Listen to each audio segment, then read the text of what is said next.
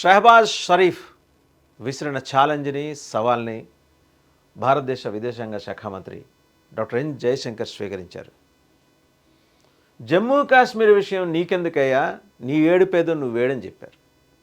ఆయన ఏంటి ఐక్యరాజ్య సమితి భద్రతా మండలి సమావేశంలోకి వచ్చి మాట్లాడుతూ కాశ్మీరీల స్వేచ్ఛని, కాశ్మీరీల హక్కులని భారతదేశం హరిస్తోంది, జమ్మూ కాశ్మీర్లో ముందర భారతదేశం భరతం పట్టాలని చెప్పేసి మాట్లాడాడు షహబాజ్ షరీఫ్.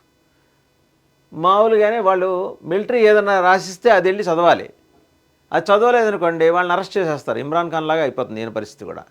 అందుకని వాళ్ళు ఏం రాసిస్తే జాగ్రత్తగా వచ్చేసి డాక్టర్ ఎన్ జయశంకర్ మీకు చదువుతున్నాం, జమ్మూ కాశ్మీర్లో మీరు వేలు పెడితే మీ సంగతి తేలుస్తాం, పేజీ తిప్పి చూడ్డు, రెండో పేజీ అనమాట, అది కూడా చదివేస్తారు వీళ్ళు. ఆర్మీ రాసిస్తుంది, దాంట్లో రాసింది మీ సంగతి తేలుస్తాం, పేజీ తిప్పిన తర్వాత మీ సంగతి తెలుస్తాం అని చెప్పి జయశంకర్ అది చూసి నవ్వుకొని he has given a befitting reply to Shahbaz Sharif. Kashmir మా దేశ అంతర్భాగం, నువ్వేవుడివే చెప్పడానికి, నీ ఏడుపేదో నువ్వేడు, ఇంకా ఎక్కువ మాట్లాడితే ఒక్క రోజులో మొత్తం పాకిస్తాన్ని మేము ఆక్రమించుకుంటామని. ఇప్పుడు అది వైరల్ అవుతుంది సోషల్ మీడియాలో. డాక్టర్ జయశంకర్ మాట్లాడింది నిజమే కదా, ఆయన ఏడిపేదో ఆయన ఏడిస్తే అయిపోయేది వాళ్ళ దేశం తరఫున. మధ్యలో కాశ్మీర్ సంగతి ఎందుకు, కాశ్మీర్లో ఉగ్రవాద కుట్రలకి పాల్పడటం దేనికి, ఇది జయశంకర్ కంటెన్షన్. అంటే ఇండియా భారత్ కంటెన్షన్. జయశంకర్ చెప్పిన దాంట్లో వాస్తవం ఉంది. వచ్చారు కదా ఈ లష్కరే తోయిబాకి చెందిన అనుబంధ విభాగానికి చెందిన టిఎఫ్ఆర్ గ్రూప్. ఏం లేదు, ఈ దేశంలో ఉగ్రవాద గ్రూపుల్ని ఒకటి బ్యాన్ చేస్తే ఇంకోటి పుట్టుకొస్తుంది. లష్కరే తోయిబాని బ్యాన్ చేస్తే జైషే మొహమ్మద్, దాన్ని బ్యాన్ చేస్తే టిఎఫ్ఆర్, రకరకాలు. ఉమ్మడి లక్ష్యం ఒకటే, భారతదేశంలో అస్థిరత సృష్టించడం, పాకిస్తాన్ నుంచి బురదని బకెట్లో తీసుకొచ్చి ఇక్కడ జల్లటం ఇక్కడున్న ప్రభుత్వ యంత్రాంగాల మీద. వీలైతే ఒక 10-15 మందిని చంపేసి వెళ్ళిపోవటం, ఇంకా ఎక్కువ వీలైతే మొత్తం పేరుతో చంపి వెళ్ళిపోవటం. షరీఫ్ గారు పేరులో మీరు షరీఫ్, మరి ఆలోచనలో గరీబ్ ఏమో మరి నాకు తెలీదు. మీకు విషయం తెలుసా షరీఫ్ గారు, ఈ దేశం మొన్న పహల్గాంలో 26 మంది ప్రాణాలను మీరు హరించామనుకుంటున్నారు. భారతదేశం ఏమంటుందంటే 26 మంది బలిదానం చేశారు నిన్ను తోదముట్టించడానికి. నీ పతనం అక్కడే మొదలైంది. నీ అంటే ఇక్కడ పాకిస్తాన్ అనమాట. ఆర్మీ చెబితే తప్పించి ఊపిరి పీల్చుకోవటం కూడా తెలియని షహబాజ్ షరీఫ్ లాంటి వాళ్ళు వచ్చి భారతదేశాన్ని బెదిరించడం అంటే నేను లేస్తే మనిషిని కాదు, నేను లేస్తే మనిషిని కాదు అనే కాగితం పుల్లు ఉంటాయి. మీరు కూడా ఆ బాపతే. ఐఎస్ఐ కాగితంలో రాసిచ్చింది తీసుకొచ్చి చదివేసి బ్రహ్మాండం షహబాజ్ షరీఫ్ నువ్వు బాగా చదివావని నీ భుజం నువ్వే చరుచుకోవాలి, ఎవరూ చరచరు. కానీ నీ చెంప చెల్లు అనిపించాడు డాక్టర్ జయశంకర్.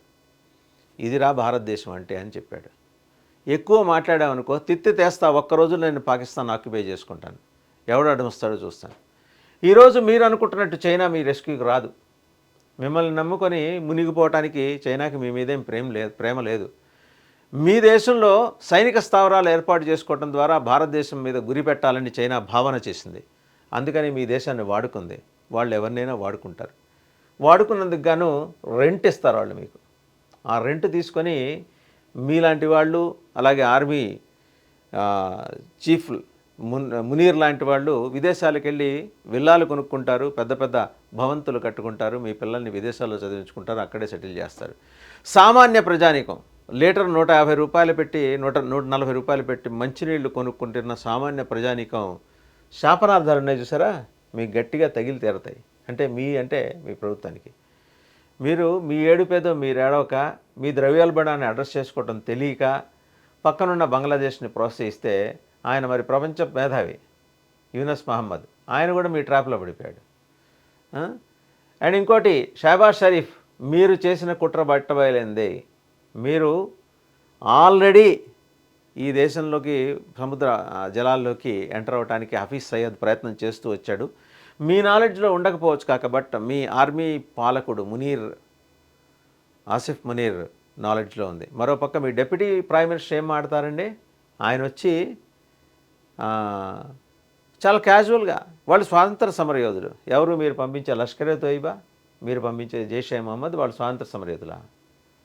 సిగ్గు అనిపించట్లేదా మీకు వాళ్ళని వెనకేసుకురావటానికి? అండ్ ఇంకొక ఆయన ఉన్నాడు రక్షణ మంత్రి, ఆయన ఓపెన్గానే ఒప్పుకున్నాడు. ఖవాజా ఆసిఫ్ ఆయనేం మాట్లాడతాడు రక్షణ మంత్రి, ఈ దరిద్రం ఈ చండాలని మేము 30 ఏళ్ళ నుంచి చేస్తూనే వస్తున్నాం కదా, ఇవాళ కొత్త ఏంది అని. ఇక్కడ ఏంటంటే అర్థం చేసుకోవాల్సింది, ఆయన ఆ స్టేట్మెంట్ రాత్రి 8 తర్వాత ఇచ్చాడు. అంటే ఏ ఇన్ఫ్లుయెన్స్లో ఉంటాడో వేరే చెప్పక్కర్లేదు. అలాంటివి రాజ రహస్యాలు అవన్నీ ప్రభుత్వ రహస్యాల్ని బయటపెట్టినందుకు ముందర దేశ రక్షణ మంత్రిని మీరు నిలదీయాలి సార్. జయశంకర్ కానీ కాదు, మీ రక్షణ మంత్రిని కట్టడి చేసుకోండి. ఆయన మొత్తం మీ బట్టలు కూడా తీసి ప్రపంచ మార్కెట్లో నగ్నంగా చూపించాడు పాకిస్తాన్ని.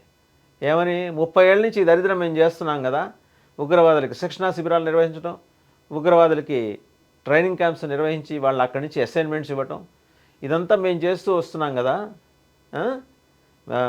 మీరు అది గమనించారా? అదంతా మీరు చేస్తూనే వచ్చారు. ఆ ముక్క మీ రక్షణ మంత్రి చెప్పాడు. ఎంతకన్నా సిగ్గుచేయటం ఉంది. ముందర మీ డిప్యూటీ ప్రైమ్ మినిస్టర్ని, మీ డిఫెన్స్ మినిస్టర్ని మీరు పిలుచుకోండి, మాట్లాడుకోండి.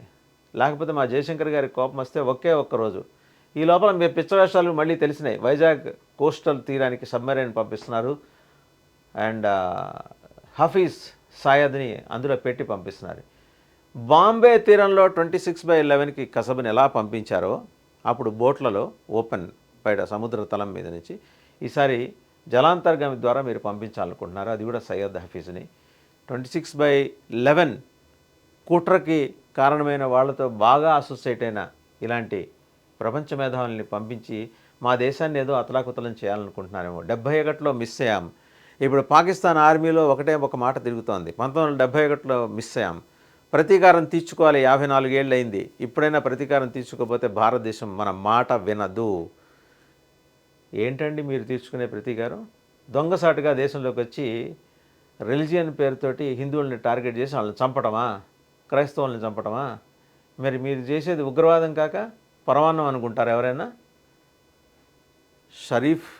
షహబాజ్ షరీఫ్ గారు ఒక కొలమానం ఉంటుంది, దేనికైనా ఒక కొలమానం ఉంటుంది, అలాగే దేనికైనా కొంత సహనం ఉంటుంది. సహనానికి పరీక్ష పెట్టే ప్రయత్నం చేయమాకండి. చేశారనుకోండి జయశంకర్ గారు అనంత పని చేస్తాడు.